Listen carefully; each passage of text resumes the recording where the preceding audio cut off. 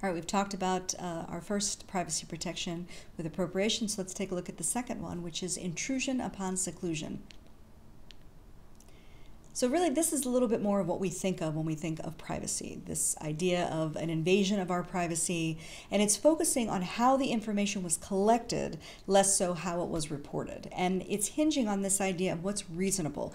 Do you have a reasonable expectation of privacy?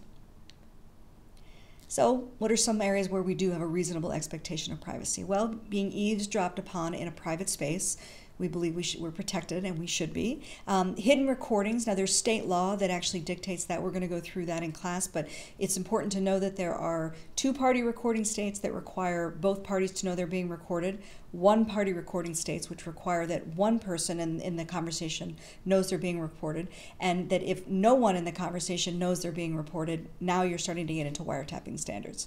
The use of a telephoto lens. So even though we may use a telephoto lens in a public space, or we may be able to see things from that public space, if we're using it to do like a heroic endeavor to see something, we may be straddling privacy lines. And then think about, there's no privacy in public. So private records versus public records. Something that's in a public record can't be an invasion of privacy. Something that happens in public, unless it borders on harassment, we really are protected if it's in the public sphere. Now, I mentioned Ron Galella here because we're going to talk about Ron Galella in some detail.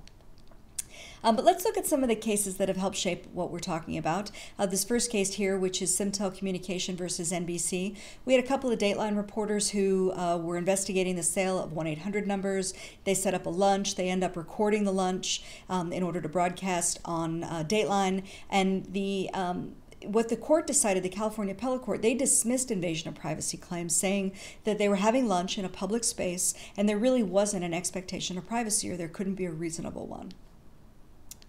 Now, another interesting case that came up relatively recently, this Webb versus CBS, we had a pair from CBS, reporter and videographer, who actually went into a next-door neighbor's house and then recorded Jill and Robert Webb in their own house, in their backyard. And the court actually found that it was legal that they do that there was no reasonable expectation of privacy since the backyard was so clearly visible from the neighbor's home.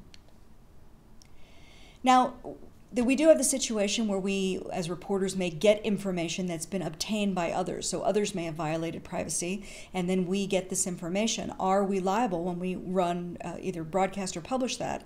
And actually, the court has said that there's no liability when you're basically in that third-party rule. And that comes out of this case, which is Bartnicki versus Hopper.